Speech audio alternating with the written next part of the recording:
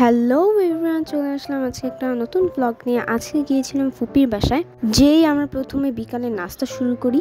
নাস্তায় ছিল হচ্ছে সমুচা, কফি আর হচ্ছে কাজু বরফি। আর এখানে আমরা হচ্ছে সবাই মিলে গল্প করছিলাম আর খাচ্ছিলাম। দেন সমুচা, কফি আর কাজু বরফি খেয়ে চলে যাই নাচানাচি করতে, দুষ্টামি করতে। আমি আর নিজেও একসাথে থাকলে এইসবই করি।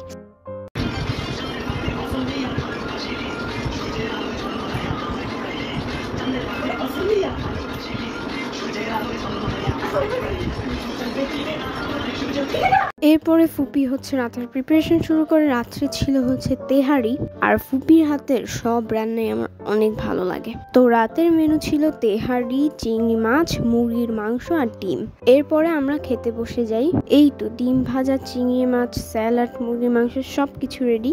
আর সাথে তো ছিল কোক স্প্রাইট। মুরগির মাংসটা অনেক মজা হয়েছিল। ও একটু আচারি আচারি ফ্লেভার দিতে চেয়েছিল। দেন ও সবাইকে তেহারি বেড়ে দিচ্ছিল।